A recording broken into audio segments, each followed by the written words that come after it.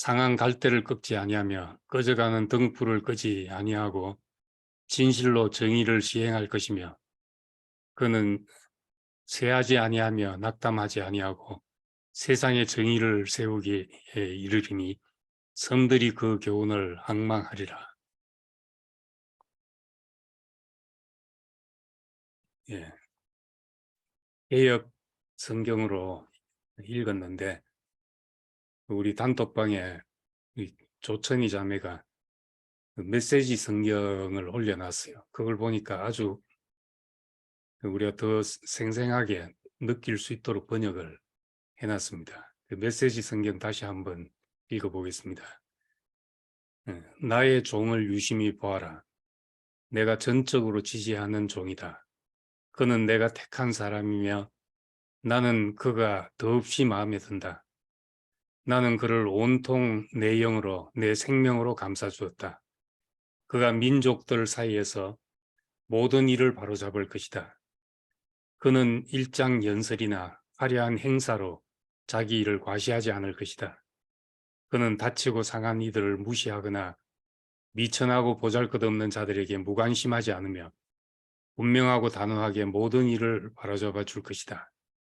그는 자기 일을 마칠 때까지 지쳐 주저앉는 법이 없고 땅 위의 모든 일을 바로잡기까지 멈추지 않을 것이다.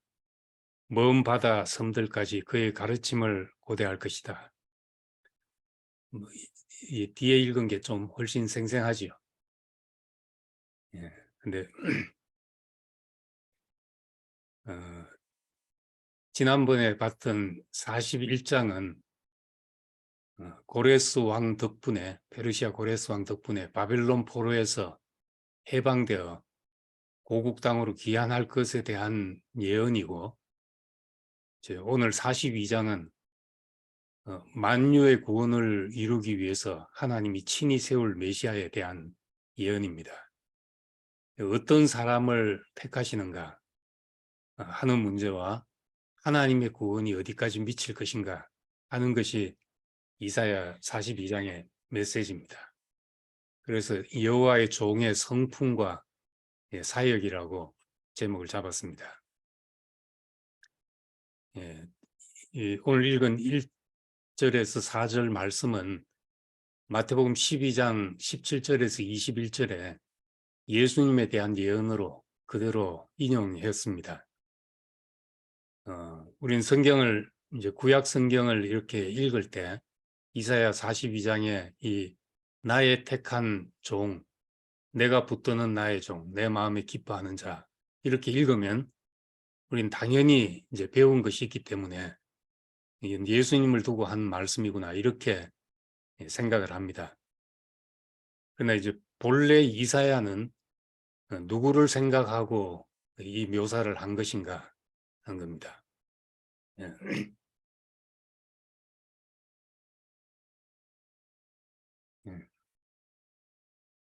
본래 이사야는 예수님 오시기 700년 전에 사람입니다. 그럼 700년 뒤에 올 사람을 우리가 계시나 어떤 환상을 통해서 보고 이렇게 말했다. 믿음 좋은 분들은 이렇게 생각할 수도 있지만은 본래 이제 구약 성경의 그 예언서들은 그 시대를 보고 예언한 말씀입니다. 예언이라고 우리말에 그 미리라는 말이 있지만은 미리 보는 것이 아니고 다른 눈으로 보는 것입니다. 그 시대를 어떤 다른 눈으로 보니까 우리가 전혀 생각지도 않았던 어떤 사람, 근데 하나님이 이 사람을 귀하게 여기시는구나. 내가 붙드는 나의 종, 내 마음에 기뻐하는 자가 이런 사람이구나 하고 보이는 겁니다. 사무엘이 다윗을 택할 때, 다윗에게 기름 부을 때 그 선지자 사무엘의 눈에도 처음에 첫째 아들 보니까 준수하고 뭐 정말 할만했던 것입니다. 그런데 하나님 보실 때는 아니다. 또 둘째도 아니다. 이렇게 해서 마지막 아버지도 무시가 됐고 사무엘도 생각지도 못했던 다윗을 볼 때 이는 내 마음에 합한 사람이다.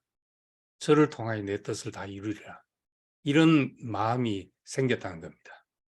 이렇듯이 선지자는 그런 사람들입니다. 보통 사람들 눈에는 별것 아니게 보이는데 그것이 하나님에게는 귀한 것이구나. 이렇게 볼 수 있었던 사람들이 선지자였던 겁니다. 42장에 나오는 이 여호와의 종은 미래의 어떤 사람을 보고 환상을 보고 말했다기보다 그 시대의 어떤 사람을 보고 하나님이 이런 사람을 종으로 쓰신다. 그렇게 말한 것입니다. 성경 말씀은 항상 현재적인 상황을 보고 하는 말입니다. 예를 들자면 이제 선악과 이야기가 태초에 이런 것이 있었다 이렇게 이야기를 하잖아요. 에덴 동산에 선악과가 있었다. 가장 근원적으로 이제 선악과와 생명나무가 있었다. 이렇게 말을 하는데 왜 그 이야기를 쓰는가? 그 얘기 쓰는 사람은 태초의 일을 알아서 그렇게 썼는가? 아담과 하와밖에 몰랐던 그 일을 알아가지고 창세기 1장과 2장을 썼겠는가 하는 겁니다. 예, 사실은 그렇기보다도 항상 시점이 지금입니다. 지금 왜 이런 문제가 생겼는가? 내가 선을 원하는 나에게 악이 왜 있는가? 이 세상에 악은 어디서부터 왔는가? 내가 하나님을 찾고 하나님을 가까이 하고자 하지만 왜 그것이 안 되는가?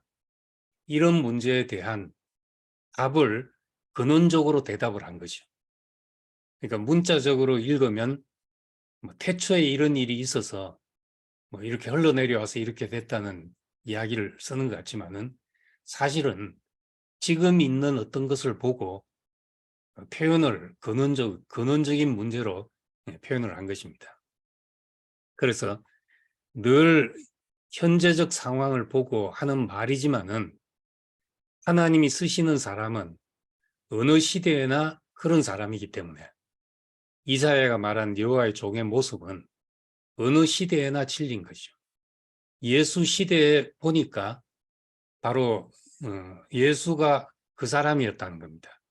예수님을 볼 때 이 이사야서가 말한 사람과 그대로 겹쳐 보이게 되는 겁니다. 오늘날 우리도 마찬가지죠. 우리도 하나님이 귀히 여기는 사람이 어떤 사람인가?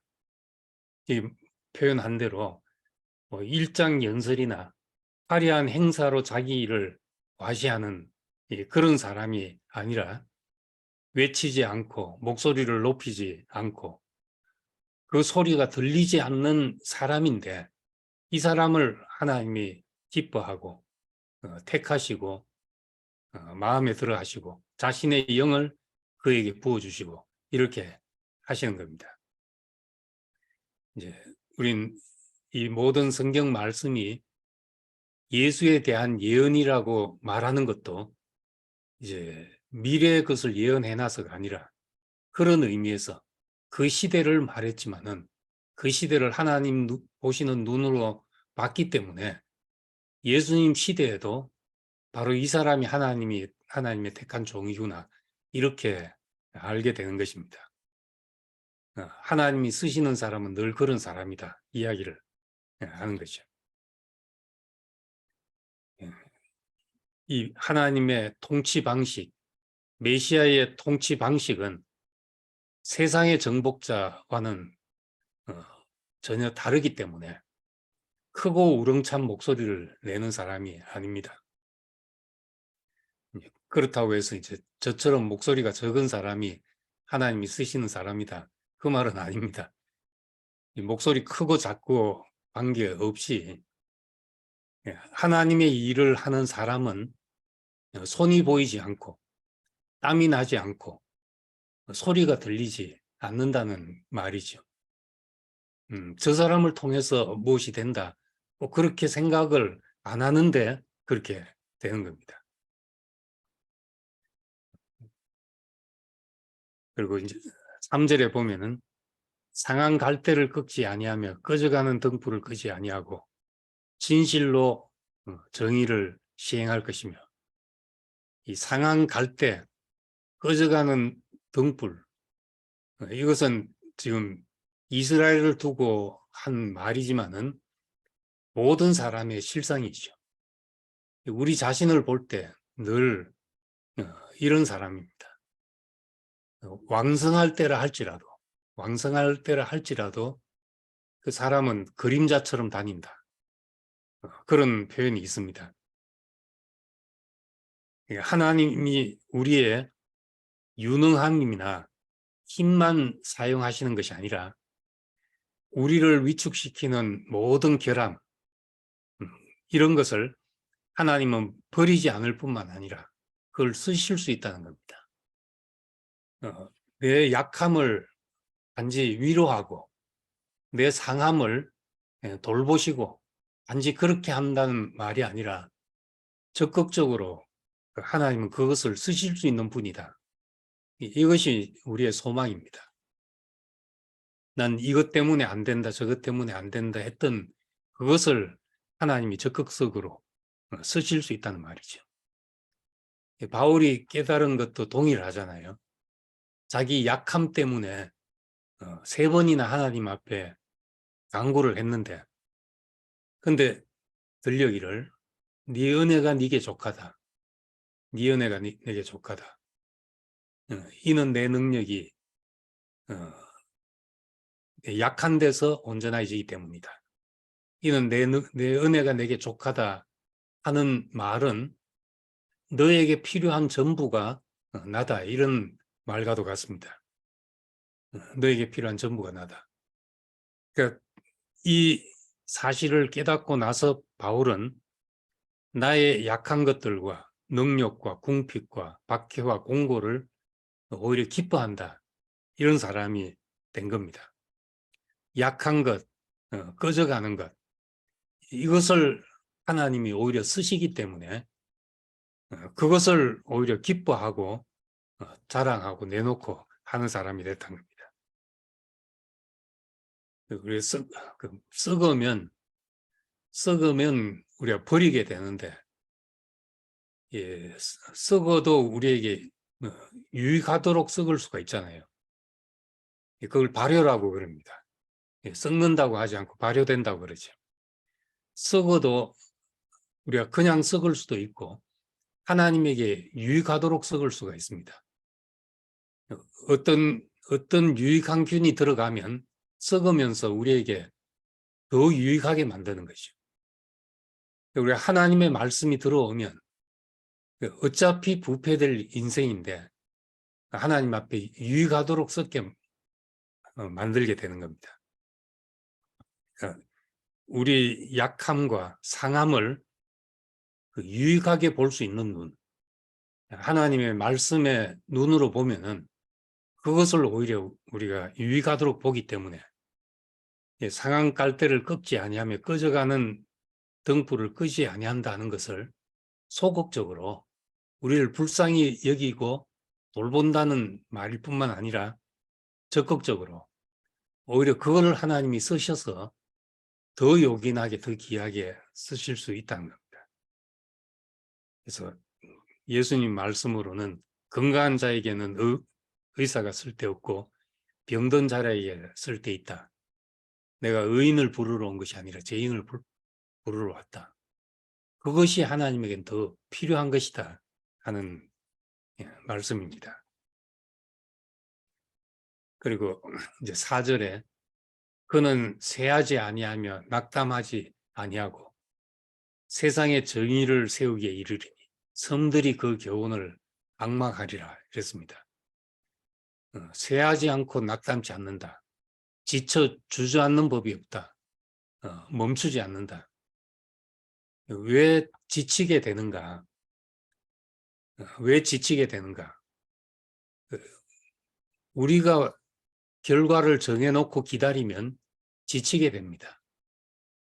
근데 하나님이 나한테 맡긴 몫이 뭔지 모르거든요. 큰 공사를 하는데 큰 공사에 동원된 사람들이 많습니다. 요즘 공사장에 가서 일하는 사람들이 수입이 꽤 괜찮다 그러더라고요. 이번에 평택 가서도 한 자매님이 공사장에 가서 뭐 안전 관리만 해주고도 돈을 꽤 받는다 그래요.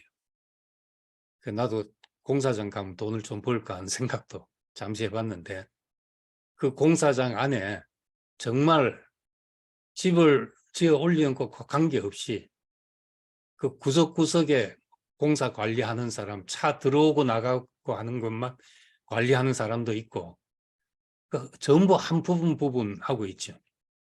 자기가 하는 일이 이 집에 어떻게 기여되는지 모를 정도로 정말 부분은 적은 일들입니다. 그런데 그 일을 하다 보면 어느덧 집이 지어져 올라가서 큰 건물이 되는 겁니다. 그래서 하나님의 큰 경륜, 하나님의 큰 그림 안에서 보면 내가 하는 일은 그냥 공사장이 큰 건물을 짓는데 뭐 안전관리하고 있거나 아니면 차가 들어오고 나가고 관리하거나 뭐 그것뿐일 수도 있죠. 그러니까 그 일을 하면서 어떻게 집이 지어지는지는 난 도무지 알 길이 없습니다. 그런데 하다 보면 내가 집 짓는 일에 기여한 사람이 되는 겁니다. 그러니까 쇠하지 않고 낙담치 않고 우리가 지쳐 주저앉는 법이 없는 이것은 하나님의 경륜 안에서 나를 지극히 한 부분으로 놓고 있을 때 나를 통해서 내 인생의 의미가 뭔지는 내가 다 알지 못하고 지나간다 하더라도 하나님 안에서는 내 인생이 요긴하고 보배로운 어떤 모퉁이 머릿돌이 될 수도 있고 한 벽돌이 될 수도 있고 땅 밑에 받쳐진 기초석이 될 수도 있고 뭔지는 모르는 것입니다. 그렇게 생각할 때 우리는 쇠하지 않고 낙담하지 않게 됩니다. 이러므로 너희가 피곤하여 낙심치 않기 위하여 죄인들을 이같이 참으신 일을 생각하라. 이런 말씀이 있습니다. 예수님도 그분이 가신 길이 성경에 이제 제자들이 쓴 복음서에는 그렇게 돼 있지만은 내가 많은 사람의 대속물이 되기 위해서 왔다 이런 표현들이 있지만은 실제로 예수님이 십자가에 못 박히고 죽을 때 하나님 어찌하여 나를 버리십니까 하는 그 말 속에는 내가 지금까지 한 것이 무슨 의미인지 도무지 모르겠다는 그런 고백이기도 한 겁니다. 우리는 내가 지금까지 한 일이 무슨 의미인지 내가 다 알 길이 없습니다. 내가 다 알고 내 스스로 어떤 내 일의 결과를 정해놓고 있으면 사람은 지칠 수밖에 없습니다. 근데 세상에 정의를 세우기까지 섬들이 그 교훈을 앙망하리라.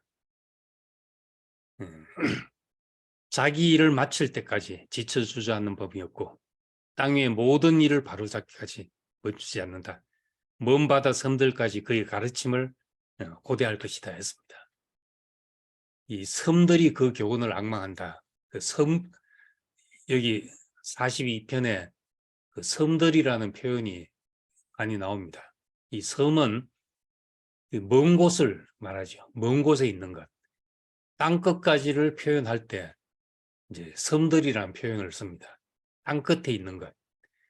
땅 끝까지 복음이 전파된다. 이렇게도 말하지만은 섬들에까지 복음이 전파된다. 같은 말이 됩니다. 그러니까 여기서는 온 세계 민족을 가르치는 것이죠. 섬들까지, 땅 끝까지 하나님의 통치를 기다린다 이런 말입니다. 그래서 고요함으로 다스리는 왕, 소리가 나지 않지만은 통치하고 있는 왕, 상한 갈대를 버리지 않고 부르시는 분, 이런 분의 통치를 온 세상이 갈망하죠. 하는 거죠. 우리도 뭘 기다리든가 정말 막 요란하게 일장연설을 하는 사람을 기다리는 것이 아니라 소리 나지 않게 우리에게 임하는 통치를 기다리고 나의 상한 것까지라도 버리지 않고 쓰시는 분을 우리는 기다리고 있는 겁니다. 예, 이런 분이 우리에게 온다면 우리의 어떤 처지에서도 낙담할 것이 없는 사람이 되는 것이죠.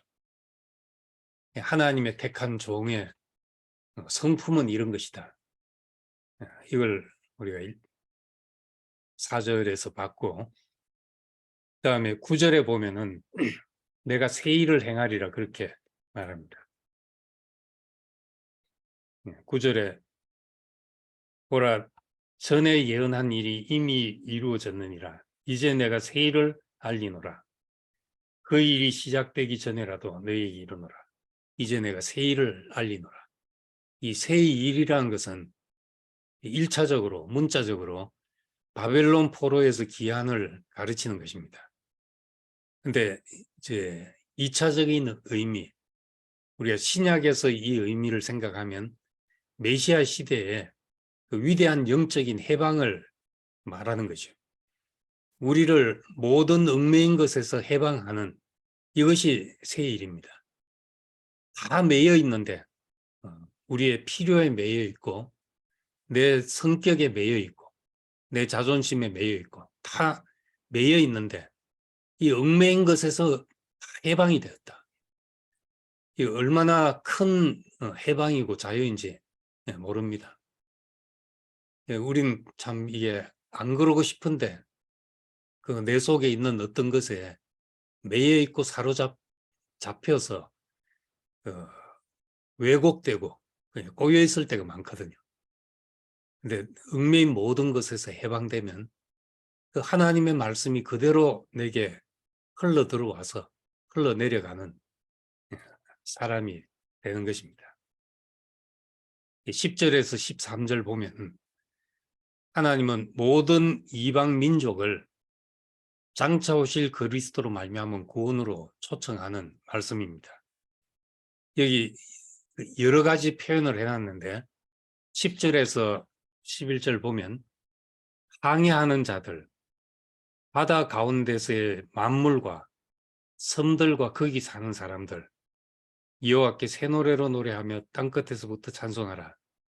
그러니까 지금 이제 바다로 향해 나갑니다. 그러면서 바다 가운데 있는 만물이 보이고 또 땅끝에 있는 섬들과 거기 사는 사람들이 보입니다. 점점 나가면서 이런 사람들이 보이죠. 그리고 11절은 광야로 나가면서 광야와 거기 있는 성읍들, 게달 사람이 사는 마을들, 이 게달은 아가서에도 나오지만은 이 이스마엘의 후손 중에 게달이 있고 또 이 당시는 아라비아 사막에 사는 한 종족을 가리키는 말이기도 합니다. 그러니까 우리가 미치지 않는 곳, 바다 끝까지 또 사막 끝까지라도 거기에 하나님의 말씀이 미쳐서 거기서 찬송이 나오고 하나님께 영광을 돌리는 것이 나온다.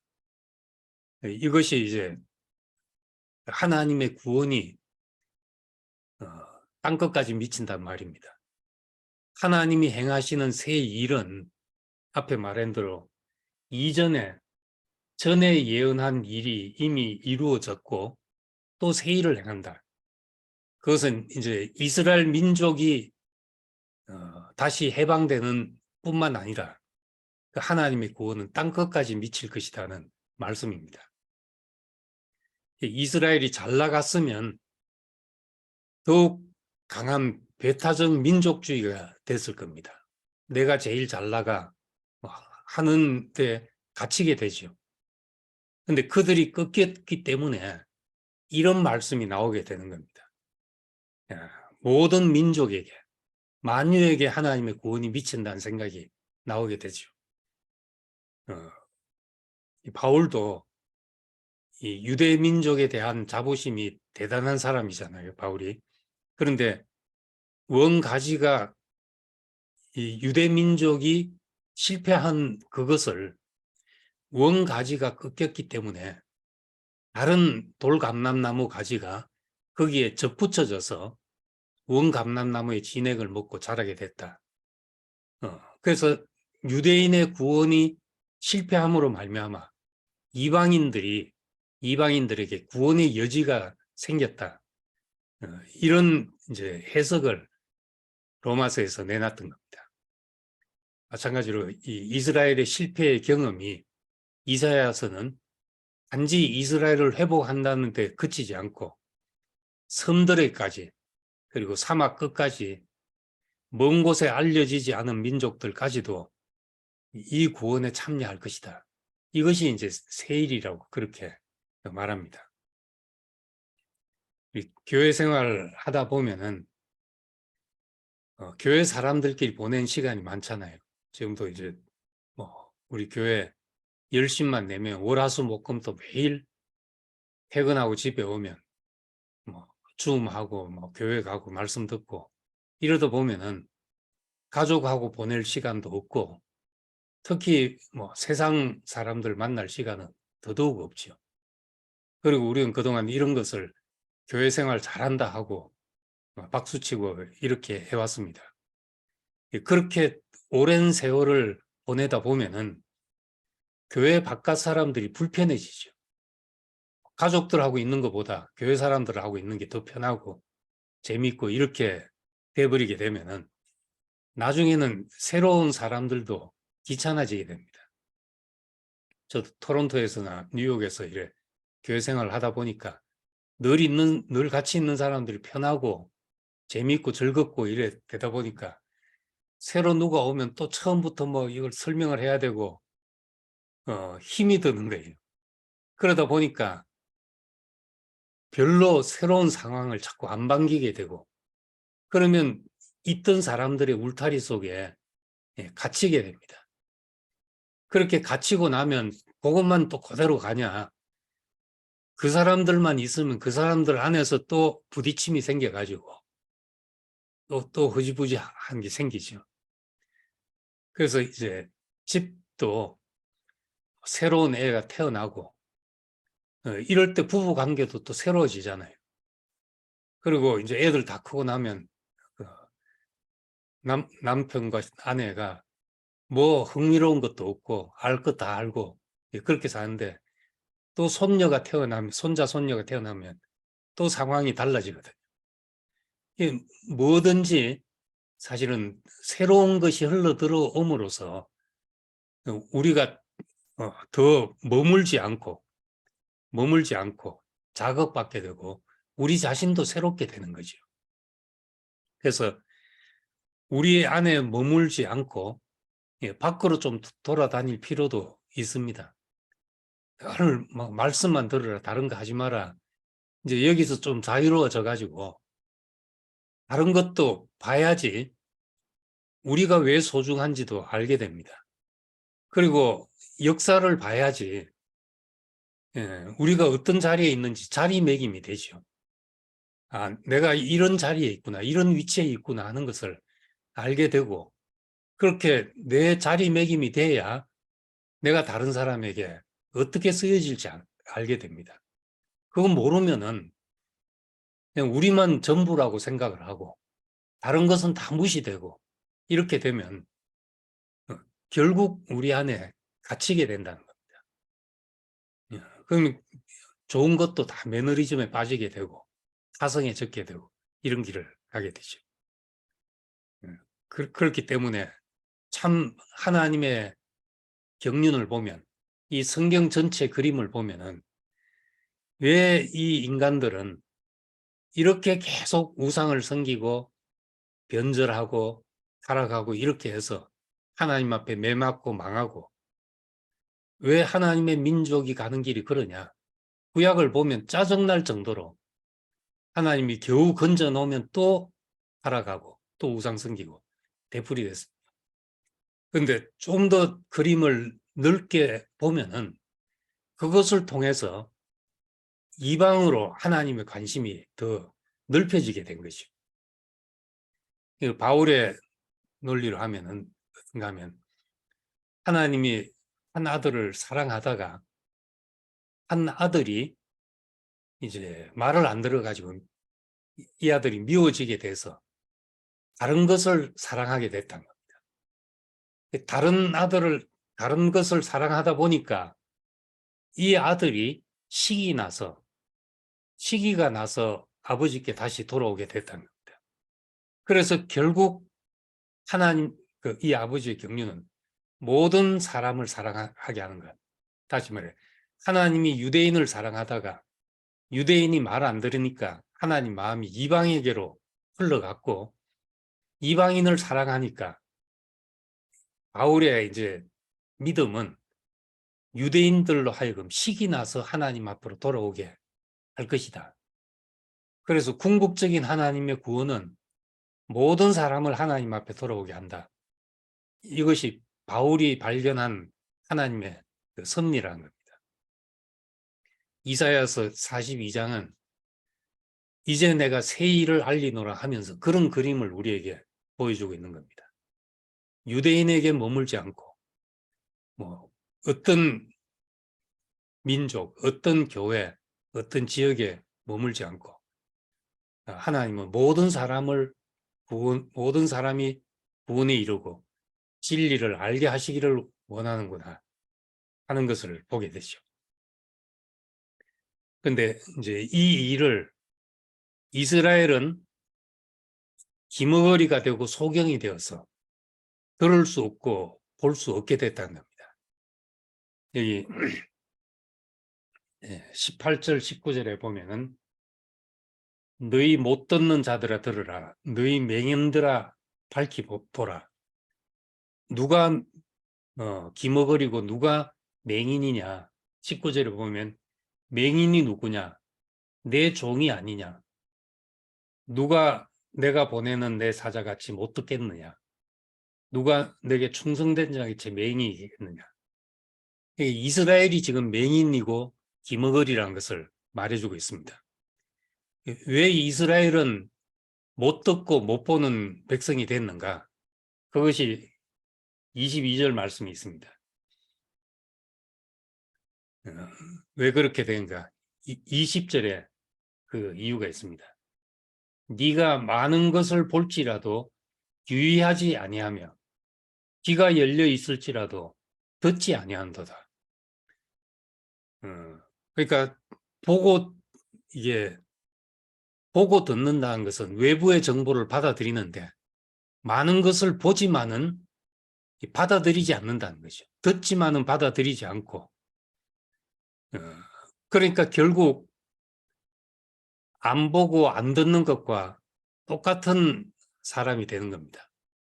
남의 말 안 듣는 사람, 또 뭔가 봐도 다른 걸 받아들이지 않는 사람, 잘 받아들이지 않는 사람, 이런 사람은 실상은 소경이고 기머거리인 것과 같은 겁니다.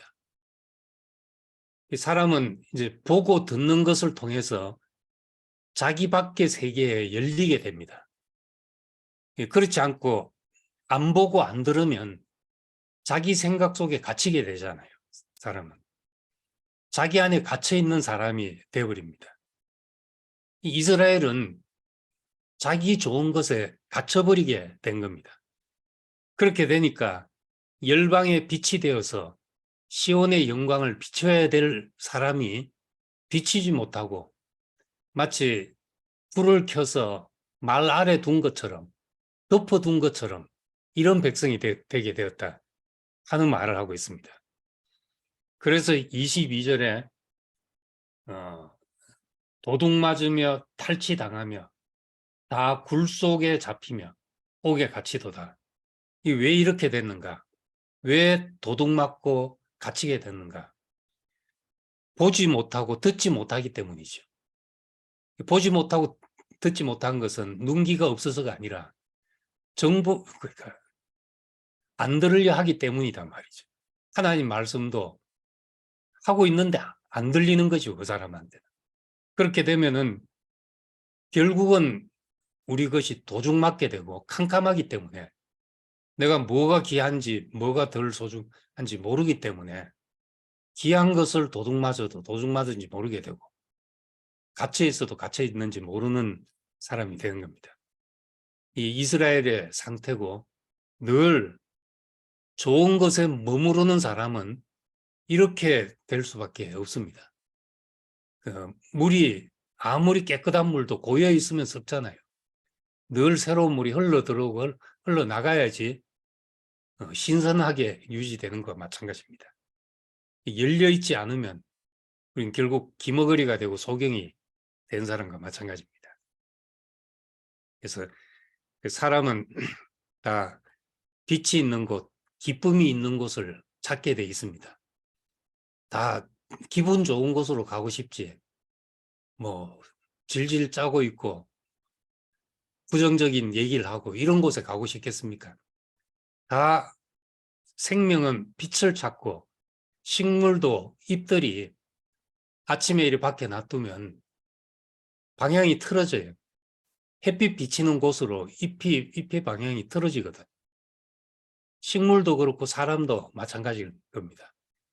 뭔가 밝게 비추는 곳에 그 기쁨이 있는 곳, 즐거움이 있는 곳으로 사람은 향하게 돼 있습니다.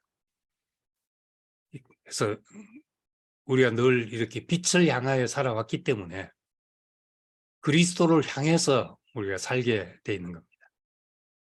그리스도가 빛이시고 또 오늘 너희는 세상의 빛이라 이렇게 말씀하셨는데 우리가 이게 받아들여지고 보는 것이 있고 또 귀가 열려서 듣는 것이 있고 하면은 저절로 또 어떤 사람에게는 우리가 비친 사람이 되고 하나님의 말을 하는 사람이 되는 겁니다. 이것이 우리의 영광스럽고 소중한 위치죠. 그래서 이 하나님이 행하시는 새 일, 늘 새로운 일 안에 있자면 우리가 갇혀서는 안 된다.